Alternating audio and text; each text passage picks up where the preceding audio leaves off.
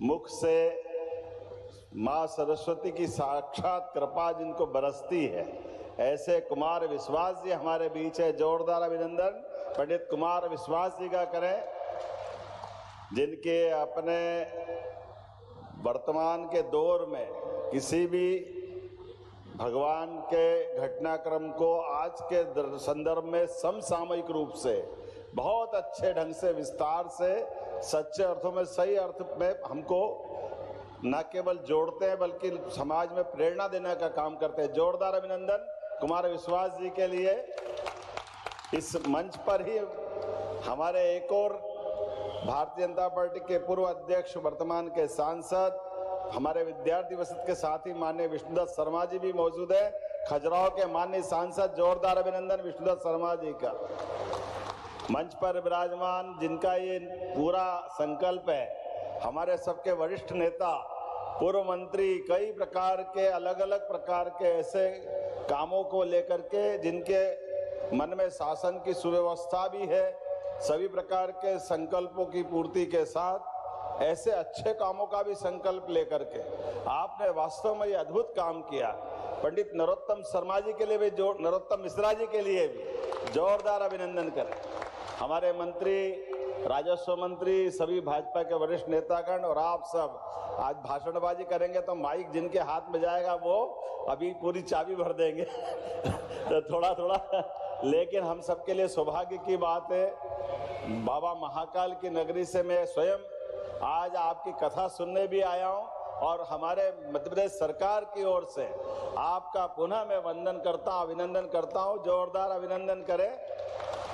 भगवान श्री राम के बहुत सारे प्रसंग आपने बताए और बताएंगे भी, लेकिन एक प्रसंग मुझे बहुत अपने आप में मन के लिए भी और अपने सबके लिए भी लालायित करता, मैं उसका जरूर चर्चा करूं।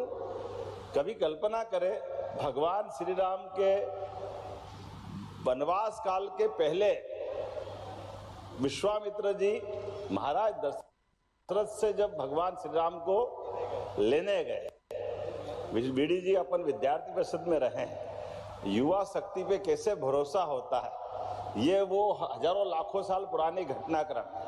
महाराज दशरथ स्वयं सत्ताधीश है, सारी सेना, सुव्यवस्था, उनके पास साधन की पर्याप्त संपन्नता, लेकिन विश्वामित्र अगली पीढ़ी के दृष्टि से भविष्य का युवराज बना करके राम राज्य कैसे लाना, तो विश्वामित्र जी कदम बढ़ाते हैं, बाकायदा महाराज से निवेदन करते कि ये मारीच, सुबाहु, ताड़का, इनका अलग प्रकार का खराब समय है, जंगल के हालत, वन में यज्ञ करने की और बाकी कठिनाइयां विस्तार से नहीं बताऊंगा, लेकिन उस कठिनाई के बीच इन सबका समाधान भगवान श्री राम के माध्यम से वो चाहते हैं।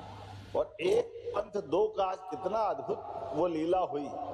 भगवान को लिया, भगवान श्री राम को, साथ में लक्ष्मण लखनलाल भी चले, लेकिन दोनों बगैर कोई सैनिक, बगैर कोई रथ, बगैर कोई संसाधन, दोनों बालक, दोनों राजकुमार पर्याप्त थे। और हमने सबने देखा, उनसे भगवान को ले जाने के पहले महाराज दशरथ की भी आत्मा थोड़ी सी मन में थी कि अभी मेरे सुकुमार इनको कहाँ चक्कर में डाल रहे हो। तो विश्वामित्र ने कहा नहीं नहीं, केवल मैं वहां तक जाकर के आधार पर, यह सत्य के आधार पर के भाई केवल जंगल का हमारा कष्ट मिटाकर वापस लौटा देंगे। लेकिन ये देखो अद्भुत घटना है कि न केवल मारीच, सुबाहु को मारने के पहले जंगल के हालात से भगवान श्री राम को परिचित करा दिया, ताड़का को मारने के बाद असंभव काम कराया, लेकिन वहां तक बात थी भगवान की जहाँ दशरथ से कि केवल इसके बाद वापस लौटाएंगे। लेकिन मुझे कभी आपसे और सुनने को मौका मिलेगा, एक जिज्ञासा है कि भगवान का जो महल से बाहर आकर के मारीच, सुबाहु, ताड़का तक तो था, लेकिन स्वयंवर में ले जा करके दुनिया के सामने उनका जो विराट रूप दिखा और माता जानकी जनक नंदिनी को साथ लेकर के आए, तो वहां रावण से लेकर दुनिया के सभी शासकों के बीच वही भगवान राम का परिचय हो गया कि अब वर्तमान की धरती पर श्री राम का प्राकट्य हुआ है। ये कितना अद्भुत घटनाक्रम है। लेकिन इस घटनाक्रम का प्रसंग ये भी एक थोड़ी रिस्क भी थी। विश्वामित्र जी के माध्यम से विश्वामित्र जी ने जो महाराज दशरथ से कमिटमेंट किया वो तो केवल मारी सुबह ताड़का का था। वो वहां तक, और कभी वहां तो भगवान परशुराम जी का घटनाक्रम सबको मालूम है, एक तरह से बड़ी कठिन थी। लेकिन मैं आज के इस अवसर पर आपसे उम्मीद करूंगा कभी विस्तार से आप इस पे अपना प्रकाश डालेंगे। मैं अपनी बात का यही विराम देता हूं, सभी को चरणों में प्रणाम करता हूं और महाशिवरात्रि के पावन पर्व पर भगवान श्री राम की कथा, और वैसे भी महादेव के मंदिर में जाओ और साक्षी गोपाल नहीं करो तो भगवान आशीर्वाद नहीं देते, और साक्षी गोपाल गोपाल जी के पास और महादेव को याद नहीं करो तो भगवान का पूरा आशीर्वाद नहीं मिलता। इसलिए एक मंत्र है, शिवाय नमः विष्णुवे नमः, शिवाय नमः विष्णुवे नमः। सच्चे अर्थों में महाशिवरात्रि में शिवाय नमः विष्णुवे नमः हो रहा है। मेरी अपनी ओर से पुनः आपका वंदन अभिनंदन। सबके साथ प्रेम से बोले महाकाल महाराज की, प्रभु रामचंद्र महाराज की, नवग्रह देवता की बहुत बहुत बधाई। माननीय नरोत्तम जी, आपने जंगल में मंगल करके अद्भुत ये स्थान बनाया। वास्तव में ऐसा लगता है कि अगर मध्य प्रदेश कोई आए और यहाँ नहीं आए तो आनंद नहीं आएगा, इतना अद्भुत धाम बना है। मेरी अपनी ओर से बधाई। अभी इस प्रसंग पर थोड़ा